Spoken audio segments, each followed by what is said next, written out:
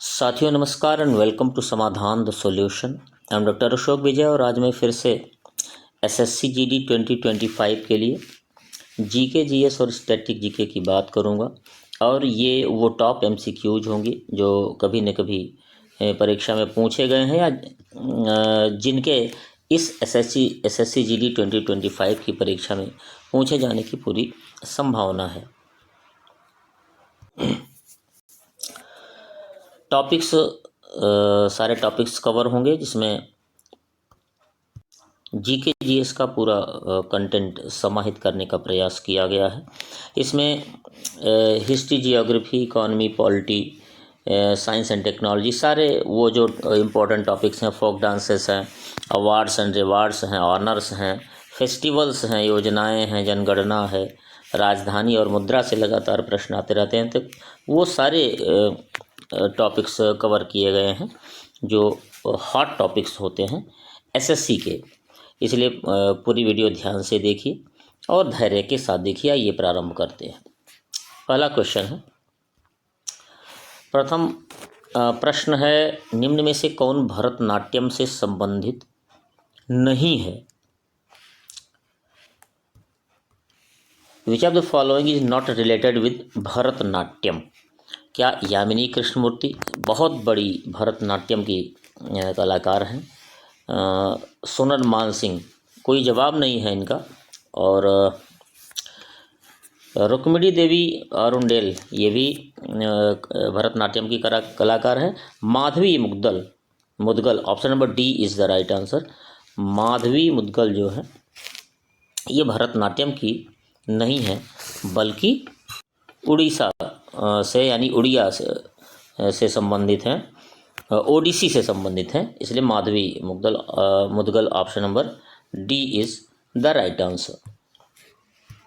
आइए व्याख्याएं देखते हैं जो कि हमारी वीडियोस की क्लासेस की महत्वपूर्ण अंग होती हैं। यामिनी कृष्णमूर्ति की बात करेंगे तो ये भरतनाट्यम और कुचिपुड़ी दोनों से संबंधित हैं। इनका निवास तमिलनाडु में है और इनको पद्मश्री, पद्म भूषण और पद्म विभूषण, जो सबसे पद्म पुरस्कारों में बड़ा पुरस्कार है, पद्म विभूषण 2016 में मिल चुका है। एक महत्वपूर्ण इनकी आत्मकथा है, जो इस किताब का नाम याद रखिएगा, a passion for dance, important है। सोनल मानसिंह की बात करेंगे तो भरतनाट्यम और ओडिसी इन दोनों विधाओं में पारंगत रही हैं, राज्यसभा सांसद रही हैं, सबसे कम उम्र में पद्म विभूषण पाने वाली नृत्यांगना रही हैं और ये 2003 में यह पुरस्कार उन्हें प्राप्त हुआ था। और रुक्मिणी देवी अरुंडेल की बात करें तो प्रथम नर्तकी हैं, डांसर हैं जो राज्यसभा में जिनको कला क्षेत्र के लिए नामित किया गया था। तो ये इम्पोर्टेंट फैक्ट्स हैं, इनको याद रखिए। और आप जानते हैं कि आपने एक प्रश्न के एवज में इतने सारे जो है प्रश्नों के उत्तर जाने, और ये क्रम लगातार हर प्रश्न में जारी रहेगा। इसलिए इम्पोर्टेंट टॉपिक्स हैं, यदि आपको लग रहा हो कि आपके काम की हैं तो इसको लाइक कर दीजिएगा और समाधान द सॉल्यूशन को सब्सक्राइब कर लीजिएगा। दूसरा प्रश्न है, लोकसभा चुनाव 2024 में चुनाव आयोग के राष्ट्रीय आइकन कौन है? Who was the national icon of the election commission in the Lok Sabha elections 2024? तो this man, god of cricket, Sachin Tendulkar is the right answer. Option number B है। देखिए सचिन तेंदुलकर है, लेकिन जब युवा आइकन की बात करेंगे तो आयुष्मान खुराना होंगे, और नेशनल आइकन की बात करेंगे तो सचिन तेंदुलकर की बात। ये दोनों में अंतर याद रखिएगा। चुनाव आयोग की टैगलाइन जो थी वो है, चुनाव का पर्व, देश का गर्व। चुनाव आयोग द्वारा जारी पोर्टल का नाम था सुविधा। 18वां लोकसभा चुनाव ये था, ये याद रखिएगा, नंबर्स कभी पूछ देते हैं। 18वां था, 18th लोकसभा इलेक्शन था, और सीटों की संख्या कुल भारत में 545 है लोकसभा की, जिसमें 543 पर चुनाव होते हैं और 2 एंग्लो इंडियंस के लिए आरक्षित है। मतदान का सर्वाधिक परसेंटेज की बात करेंगे तो इस चुनाव में लक्षद्वीप में 83.88 था, और सबसे कम जो प्रतिशत था वो बिहार में 55.85% था। तो इम्पॉर्टेंट फैक्ट्स हैं, इनको याद रखेंगे। तीसरा प्रश्न है, निम्नलिखित में से किसको भविष्य की धातु कहा जाता है? Which of the following is called metal of the future?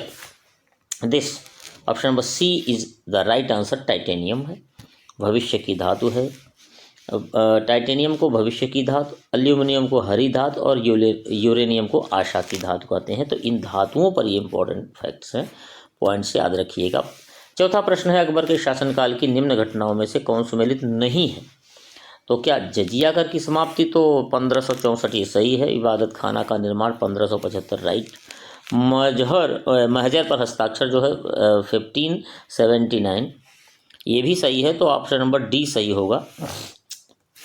दीन ए इलाही की स्थापना, दीन ए इलाही की स्थापना जो है वो क्या है इसमें 1580, यही गलत है, 1582 होना चाहिए, ये होगा 1582। So option number D is the right answer. Facts देखें, अकबर के साम्राज्य में सूबों की संख्या यानी राज्यों की संख्या थी 15। अकबर का राज्याभिषेक स्थल है कलानौर, याद रखिएगा। अकबर के शासनकाल में प्रचलित चौकोर चांदी का सिक्का ये जलाली कहा जाता था। और आप जानते हैं अकबर का नाम जलाल भी था, जलालुद्दीन मोहम्मद अकबर था। अधिक प्रचलित सोने का सिक्का इलाही कहा जाता था। दीन इलाही अकबर की मूर्खता थी न कि बुद्धिमत्ता, ये V.A. विंसेंट स्मिथ ने कहा था, जो कि प्रसिद्ध इतिहासकार हैं। दीन इलाही धर्म अकबर ने चलाया था, तो उन्होंने कहा कि यह अकबर की मूर्खता थी न कि बुद्धिमत्ता। अकबर के विरुद्ध फतवा जारी करने वाला उलेमा का जो सदस्य था वो कौन था? मुल्ला याजदी, ये याद रखिए। भू राजस्व के अधिकारी के लिए किरोड़ी शब्द का प्रयोग करने वाला अकबर ही था। और इंग्लैंड की रानी एलिजाबेथ जो प्रथम थी, उनके समकालीन राजा कौन था? अकबर ही था। तो अकबर पर ये इंपॉर्टेंट पॉइंट्स। पांचवा प्रश्न है, भारत की गुप्तचर संस्था RAW का पूरा नाम क्या है? What is the full name of India's intelligence agency RAW? आपने RAW के बारे में बहुत चीज़ें सुनी होंगी। रिसर्च एंड एनालिटिकल विंग, देखिए ये होता है रिसर्च एंड एनालिसिस विंग, लेकिन देखिए इम्पोर्टेंट चीज़ ये है, बात ये है कि आप इसको बहुत ध्यान से देखें। यहाँ है एनालिसिस विंग, यहाँ है एनालिटिकल विंग, ठीक है। तो दोनों में अंतर समझिएगा और याद रखिएगा। तो एनालिसिस विंग आपको लिखना है। नेक्स्ट कुछ और हैं, जैसे स्थापना दिवस इसकी 21 सितंबर 1968 को है। मुख्यालय नई दिल्ली। और इसका उद्देश्य क्या था? देखिए 1962 में चीन से और 65 में पाकिस्तान से युद्ध हुआ, उसमें IB ने उतनी महत्वपूर्ण भूमिका नहीं निभाई जितनी उससे अपेक्षा थी, इसलिए इसका जो है इसकी स्थापना करनी पड़ी RAW की। IB का पूरा नाम है intelligence bureau. NIA national investigation agency और CBI जो है central bureau of investigation. Next छठा प्रश्न है, सम्राट हर्षवर्धन ने 2 महान धार्मिक सम्मेलनों का आयोजन कहाँ किया था? Where did emperor Harshvardhan organise 2 great religious conferences? Kannauj तथा प्रयाग। ऑप्शन नंबर ए ही सही है।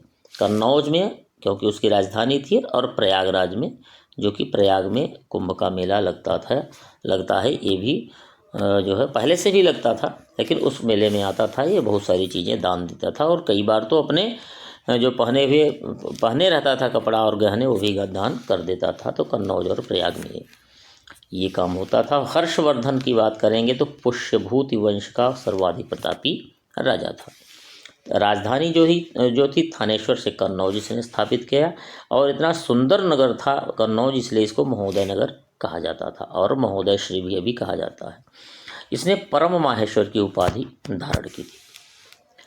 प्रियदर्शिका, रत्नावली और नागानंद, इन तीनों के महत्वपूर्ण ग्रंथों के लेखक था। ये नाटक थे। दरबारी कवि इसके जो थे बाणभट्ट बहुत बड़े रचयिता थे। हर्षचरित का जो है ये लेखक था बाणभट्ट। पूर्व में शिव भक्त था ये कौन? हर्ष, लेकिन बाद में ह्वेनसांग से मिलने के बाद बौद्ध बन गया। प्रयाग में हर 5 वर्ष में समारोह होता था, और 6ठे वर्ष में ह्वेनसांग भी शामिल हुआ था। 18 देश के राजा तथा अनेक ब्राह्मण साधु संत शामिल हुए, और यह 75 दिवसीय आयोजन था, कॉन्फ्रेंस थी। पुलकेशिन द्वितीय ने इसको नर्मदा नदी के तट पर पराजित कर दिया। नेक्स्ट 7वां प्रश्न है, भारत का ग्लैडस्टोन किसे कहा जाता है? Who is called Gladstone of India? Dadabhai Naoroji. Grand old man of India भी यही है। उपनाम, अन्य उपनाम grand old man of India, Bharat के वयोवृद्ध नेता, भारत की आशा, ये इनके नाम है। कांग्रेस अध्यक्ष ये रहे कब? 86 में, 1893 में और 1906 में। 3 बार ये कांग्रेस के अध्यक्ष रहे हैं। और 86, देखिए 1885 में कांग्रेस की स्थापना होती है, 1885 में, और उसके ठीक 1 साल बाद कांग्रेस के अध्यक्ष भी ये हुए। इसलिए इस बात का अंदाजा लगाइए कि कितने महत्वपूर्ण व्यक्ति थे। निस्यंदन का सिद्धांत यानी ड्रेन ऑफ वेल्थ थ्योरी इन्होंने दी। उन्होंने उसमें यह कहा कि अंग्रेज जो है धन लूट रहे हैं भारत का, और निस्यंदन यानी छन छन के जा रहा है, कहाँ? इंग्लैंड जा रहा है। पुस्तक, महत्वपूर्ण पुस्तक थी poverty and un British rule in India, और इसी में इन्होंने ड्रेन थ्योरी दी थी। नेक्स्ट 8वां प्रश्न है, महत्वपूर्ण प्रश्न है। वृक्ष माता नाम से कौन प्रसिद्ध है? Who is famous by the name mother of trees? यही सालूमर्दा थी, का ऑप्शन नंबर ए सही है। माता जी ने बहुत बड़ा कार्य किया।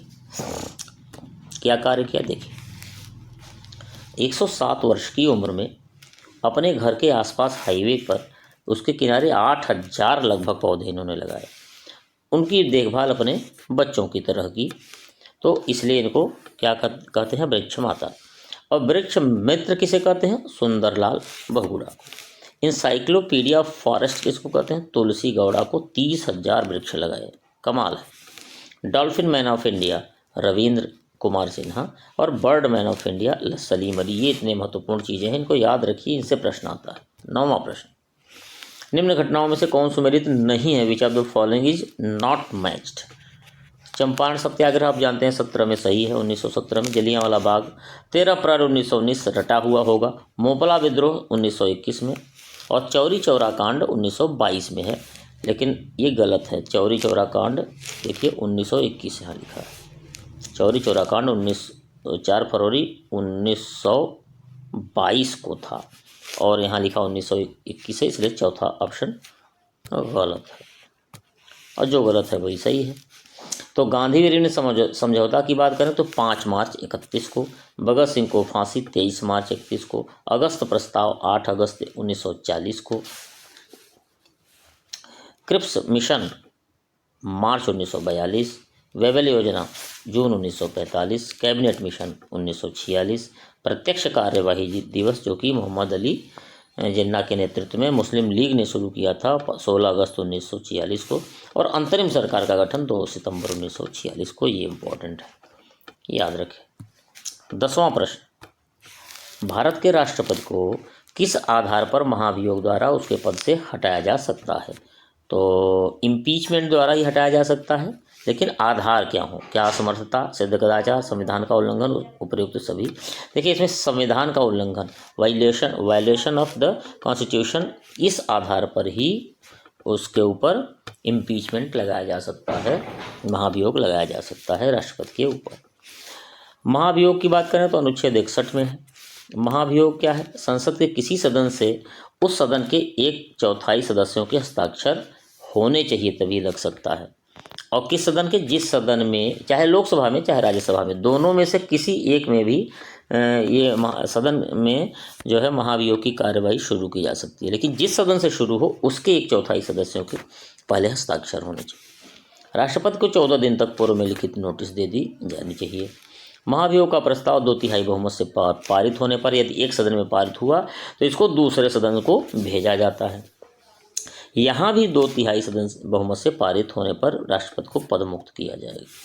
राष्ट्रपति अपना त्यागपत्र किसको देगा? उपराष्ट्रपति को। ये कई बार प्रश्न आया है, याद रखिएगा। और उपराष्ट्रपति को जैसे ही उसका त्यागपत्र मिलेगा राष्ट्रपति का, तुरंत ये तत्काल लोकसभा अध्यक्ष को सूचित करेगा। राष्ट्रपति के रिक्त स्थान की पूर्ति 6 माह में होनी आवश्यक है, अनुच्छेद 62(2) क में प्राविधानित है। तो इतने इंपॉर्टेंट फैक्ट्स राष्ट्रपति पर आपने देखा। नेक्स्ट देखिए 11वां प्रश्न, सूचना का अधिकार किस प्रकार का अधिकार है? What type of right is right to information? RTI आजकल बहुत चलन में है, RTI। तो ये देखिए राजनीतिक, संवैधानिक, विधिक और सामाजिक में देखिए ऑप्शन नंबर सी सही है, लीगल राइट है, विधिक अधिकार है सूचना का अधिकार। संविधान में प्रावधान नहीं है, लेकिन विचार एवं अभिव्यक्ति की स्वतंत्रता के अधिकार जो है, जो कि अनुच्छेद 19(1) क में निहित है, उसमें यह निहित माना जाता है। सूचना का अधिकार अधिनियम मई 1915 में आया, राष्ट्रपति की स्वीकृति मिली 1915 में। संपूर्ण भारत में लागू हुआ 12 अक्टूबर 2015 में और संपूर्ण भारत में लागू हुआ 12 अक्टूबर 2005 को।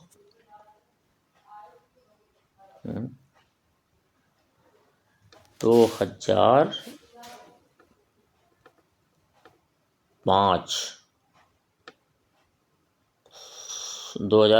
2015 2 हो गया, ये 12 अक्टूबर 2005 को लागू हो गया था। ये 2005 है, याद रखिएगा, 15 नहीं है। तो 2005 को ये राष्ट्रपति की स्वीकृति मिली थी। वर्तमान में जम्मू कश्मीर में भी लागू हो गया है, उस समय लागू नहीं था। संवैधानिक निकाय लोक सेवा आयोग, राज्य लोक सेवा आयोग, वित्त आयोग, ये सब हैं। मंत्रिमंडल के विशेष प्रस्ताव द्वारा जो निकाय बने हैं नीति आयोग है। इसके पहले योजना आयोग था और ये जनवरी 2015 में शुरू हुआ है। नेक्स्ट 12वां प्रश्न, वनों से आच्छादित क्षेत्रफल किस राज्य में सर्वाधिक है? देखिए, ये मिजोरम जो है, आप ये नीचे देख रहे हैं, 85% 0.4%। So Mizoram is the right answer. Mostly इसका ज़्यादातर भाग मिजोरम का वन आच्छादित है। और देखें फैक्ट्स, भारत में कुल वन से आच्छादित क्षेत्रफल 21.71 है, लेकिन कुल वनावरण और वृक्षारोपण दोनों को मिला दें तो 24.62% है, यानी अभी भी बहुत संभावना है वृक्षारोपण करने की। नेक्स्ट 13वां प्रश्न है, निम्न में से कौन सुमेलित नहीं है? नॉट मैच्ड बताना है। पाक जलडमरू मध्य कौन है? भारत और श्रीलंका, जिब्राल्टर, मोरक्को और स्पेन, मलक्का, सुमात्रा और मलाया, डोवर। देखिए डोवर है एशिया। देखिए डोवर तुरंत आप लगाएंगे क्या? फ्रांस और यूनाइटेड किंगडम। ये डोवर स्ट्रेट है फ्रांस और यूके के बीच। ठीक। बेरिंग बहुत महत्वपूर्ण है। ये एशिया और उत्तरी अमेरिका, यदि कॉन्टिनेंट पूछा जाएगा, रूस और अलास्का, उत्तरी अमेरिका में अलास्का है, तो इनके बीच है बेरिंग जल संधि। जिब्राल्टर ये तो खूब पूछी जाती है, यूरोप और अफ्रीका के बीच है। सुंडा सुमात्रा और जावा। पनामा नहर बहुत बार पूछी गई है, प्रशांत महासागर और अटलांटिक महासागर, जिसको कैरेबियन सागर भी कहते हैं। स्वेज नहर, अच्छा प्रश्न है, लाल सागर और भूमध्य सागर। कील नहर, उत्तरी सागर एवं बाल्टिक सागर। हॉर्मुज जो है फारस की खाड़ी एवं ओमान की खाड़ी में। ये याद रखें, ये बहुत फैक्ट्स इंपॉर्टेंट है। आधी दूरी आपने तय कर ली है, लाइक कर दीजिएगा जरूर। प्रेशर कुकर में भोजन कम समय में तैयार हो जाता है, क्यों? क्या जल का क्वथनांक बढ़ जाता है, घट जाता है, भोजन कम ऊष्मा लेता है? कोई नहीं। देखिए जल का क्वथनांक बढ़ जाता है, और जब जल का क्वथनांक बढ़ जाएगा तो क्या होगा? जल्दी से तैयार हो जाएगा, गल जाएगा चीज़ें। कुकर में अधिक दाब के कारण पानी का क्वथनांक बढ़ जाता है। भाप द्वारा हाथ में जलन, ये इम्पॉर्टेंट है, ये भी प्रश्न याद रखिएगा। भाप द्वारा हाथ में जलन उबलते जल से अधिक होती है, क्यों? अभी भाप से बहुत तेज जलेंगे आप, जल की अपेक्षा ज़्यादा। क्यों? क्योंकि भाप में गुप्त ऊष्मा अधिक रहती है जल की अपेक्षा। वाष्प की गुप्त ऊष्मा कितनी होती है? 540 कैलोरी, और उबलते जल की केवल 80 कैलोरी। तो 540 ज़्यादा रहती है, इसलिए इससे ज़्यादा तेज जलता है हमारा हाथ। सोलर कुकर का ढक्कन कांच का बनाया जाता है, क्योंकि कांच सूर्य के प्रकाश को बर्तन के अंदर तो ले लेता है, लेकिन ऊष्मा विकिरण को बाहर नहीं जाने देता। ये इंपॉर्टेंट। नेक्स्ट है 15वां प्रश्न है, सोनपुर मेला किस राज्य का प्रसिद्ध त्यौहार है? देखिए सोनपुर मेला जो है वो बिहार का प्रसिद्ध जो है मेला है। ऑप्शन नंबर सी सही उत्तर है। बिहार के अन्य मेले, वैशाली पितृपक्ष मेला जो कि गया में लगता है, मलमास मेला। राजस्थान के मेलों में गणगौर बहुत आता है, कोलायत खूब आता है, पुष्कर मेला, ये नागौर मेला, ये चारों बड़ा इंपॉर्टेंट है। असम में अम्बुबाची मेला और जानबीर मेला, याद रख लीजिए, ये बहुत प्रश्न इंपॉर्टेंट है। छत्तीसगढ़ बस्तर का मेला, राजिम माघी पुन्नी मेला। छत्तीसगढ़ का कुंभ मेला इसको कहा जाता है, किसको? राजिम माघी पुन्नी मेला को। माँ बमलेश्वरी मेला, ये इंपॉर्टेंट है छत्तीसगढ़ के मेले। निम्न में से कौन सुमेलित नहीं है? अगेन इस तरह सा प्रश्न है। 16वां प्रश्न है। धावन सोडा सोडियम कार्बोनेट कहते हैं, सही है। बेकिंग सोडा सोडियम बाइकार्बोनेट कहते हैं, सही है। नीला थोथा कॉपर सल्फेट कहते हैं, सही है। प्लास्टर ऑफ पेरिस ये कैल्शियम कार्बोनेट, गलत है। कैल्शियम अच्छा, ये तो उत्तर ही आ गया। कैल्शियम सल्फेट है। कैल्शियम कार्बोनेट की जगह आप करेंगे क्या? पीओपी जो है calcium sulphate hemihydrate. Plaster of Paris CaSO4 और ½ इसका फार्मूला है। बेकिंग सोडा NaHCO3 है। लाफिंग गैस नाइट्रस ऑक्साइड कहते हैं, N2O। और ल्यूनर कास्टिक जो है सिल्वर नाइट्रेट को कहा जाता है, AgNO3।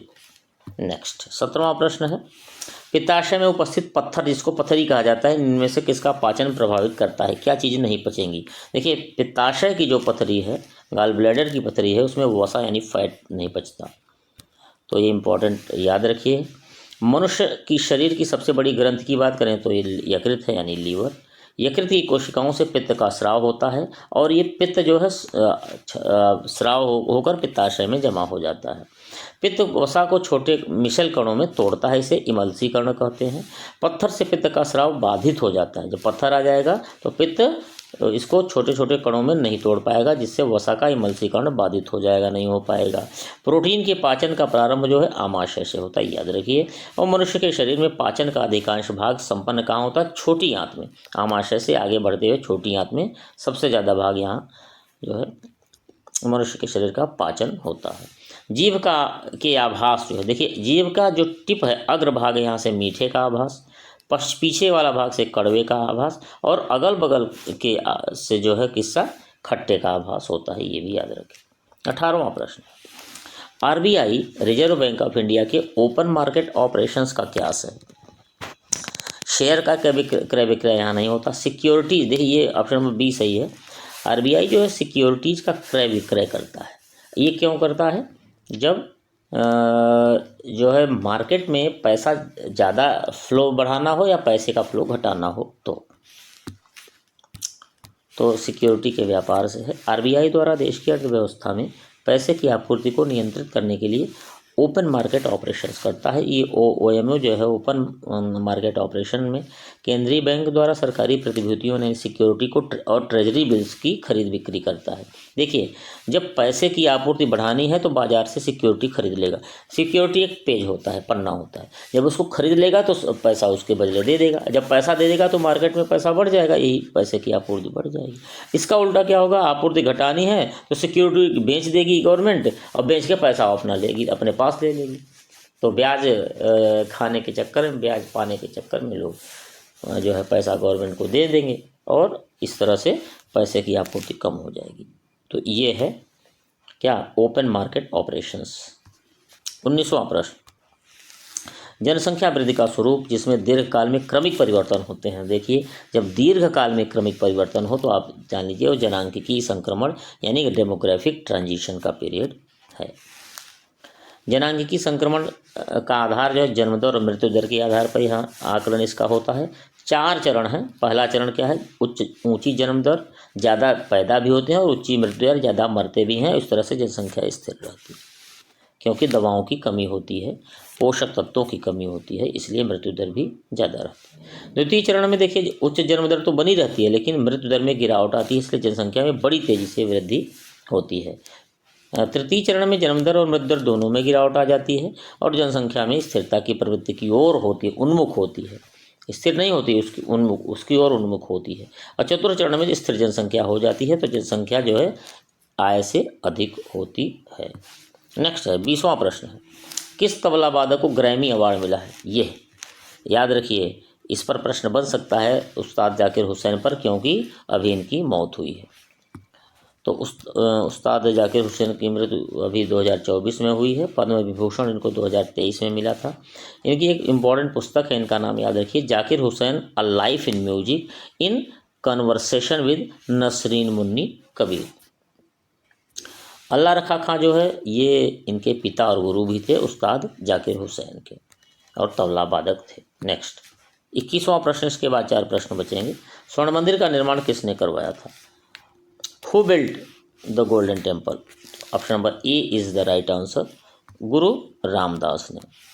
गुरु रामदास जो कि सिखों के चौथे गुरु थे, इन्होंने अमृतसर में गोल्डन टेम्पल का निर्माण करवाया। गुरु अर्जुन देव ने जो कि सिखों के 5वें गुरु थे, डिजाइन बनवाई थी। स्थिति ये कहाँ ये लोकेटेड है? अमृतसर, पंजाब में।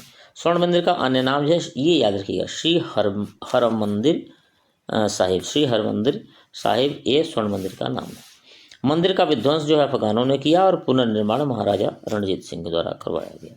नेक्स्ट 22वां प्रश्न, निम्न में से जीआई टैग किसको प्राप्त नहीं है? लखनऊ चिकनकारी तो है, चंपा सिल्क साड़ियाँ भी हैं, पुनेरी पगड़ी भी है, रेशमी शाल नहीं है। ऑप्शन नंबर डी सही है, क्योंकि ये गलत है। रेशमी शाल नहीं, शाल और कई हैं, वो उनको जो है रेशमी शाल नाम से नहीं है। देखिए, कुल्लू शाल, किन्नौरी शाल, चंबा रुमाल, ये सब हैं, लेकिन रेशमी शाल नाम से ये जो है जीआई टैग नहीं मिला है। उत्तर प्रदेश की बात करें तो इसमें लखनऊ की चिकनकारी, बनारस की जैदी कलाम, बनारसी साड़ियाँ, ये इनको जीआई टैग प्राप्त है। जियोग्राफिकल इंडिकेटर्स, छत्तीसगढ़ में चंपा सिल्क साड़ियाँ, महाराष्ट्र में पठानी साड़ियाँ और पुनेरी पगड़ी, जम्मू कश्मीर में पश्मीना शाल बहुत इंपॉर्टेंट है, और कानी शाल, ये जो है इनको जीआई टैग मिला है। 23वां प्रश्न, इसके बाद 2 प्रश्न बचेंगे। भारत में कुल कितनी रामसर साइट्स हैं? How many Ramsar sites are there in India? तो रामसर साइट वेटलैंड साइट्स हैं, और भारत में कुल कितनी है? 85 है। रामसर जो है एक ईरान का शहर है, जहां 1971 में वेटलैंड्स पर कन्वेंशन हुआ। रामसर कन्वेंशन के तहत यूनेस्को द्वारा अंतर्राष्ट्रीय महत्व की घोषित जो वेटलैंड्स हैं उन पर बात की गई। सर्वाधिक रामसर साइट्स जो है तमिलनाडु में भारत की बात करें तो है, और दूसरा उत्तर प्रदेश में 10 हैं। भारत की प्रथम रामसर साइट जो चिल्का झील है 1981, और भारत का सबसे बड़ा रामसर स्थल है सुंदरबन वेटलैंड, पश्चिम बंगाल। सुंदरबन डेल्टा भी विश्व का सबसे बड़ा डेल्टा है। सबसे छोटा जो है रामसर स्थल रेणुका वेटलैंड है, ये हिमाचल प्रदेश में। नेक्स्ट 24, इसके बाद 1 प्रश्न बचेगा। ग्रेट सैंडी स्थल कहाँ है? Where is Great Sandy Desert located?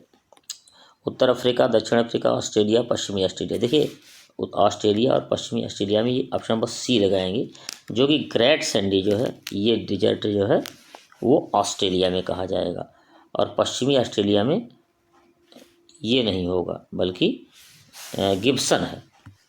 तो ऑस्ट्रेलिया के जो दूसरा मरुस्थल कहा जाएगा वो ग्रेट विक्टोरिया का है, पश्चिमी ऑस्ट्रेलिया में गिब्सन है, उत्तरी अफ्रीका में सहारा और दक्षिण अफ्रीका में कालाहारी है, चीन और मंगोलिया में गोबी है, भारत पाकिस्तान में थार है। ये बड़े इंपॉर्टेंट हैं सारे फैक्ट्स, इनको याद रखिएगा। नेक्स्ट है अंतिम प्रश्न, बम्बई उच्च न्यायालय के न्यायिक क्षेत्र के अंतर्गत कौन सा राज्य नहीं आता? Which state does not come under the jurisdiction of Bombay high court? Maharashtra तो आता ही बॉम्बे हाई कोर्ट है, गोवा आता है, दमन दीव भी आता है, अंडमान और निकोबार और द्वीप समूह ये नहीं आता, क्योंकि ये कलकत्ता हाई कोर्ट के अंतर्गत आता है। तो ये बम्बई उच्च न्यायालय में 3 के अलावा ये दादरा नगर हवेली भी आता है। कलकत्ता उच्च न्यायालय में पश्चिम बंगाल और अंडमान निकोबार द्वीप समूह ये दोनों आते हैं राज्य। जो है न्यायिक क्षेत्र मद्रास हाई कोर्ट के अंतर्गत तमिलनाडु और पुडुचेरी। गुवाहाटी उच्च न्यायालय के अंतर्गत असम, नागालैंड, मिजोरम और अरुणाचल प्रदेश आता है, और केरल उच्च न्यायालय के अंतर्गत केरल और लक्षद्वीप आते हैं। तो भाई साहब, इतने महत्वपूर्ण फैक्ट्स हैं, बच्चे बहुत ध्यान से देखे होंगे आप, और उम्मीद है 1-2 बार और देख लीजिए, कायदे से देखिए, पढ़ाई लगातार जारी रखिए, और बिल्कुल अब आप परीक्षा के नज़दीक आ गए, इसलिए बहुत ध्यान से देखते रहिए समाधान द सॉल्यूशन। अब इसके बाद मैं अगली जो वीडियो 1-2 दिन में जारी करूँगा वो क्या होगी, बड़ी वीडियो होगी, और वो होगी मैराथन की।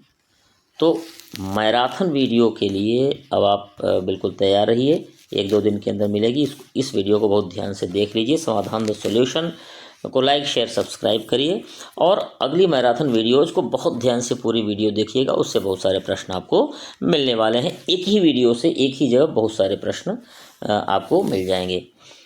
बहुत बहुत धन्यवाद। जय हिंद, वंदे मातरम।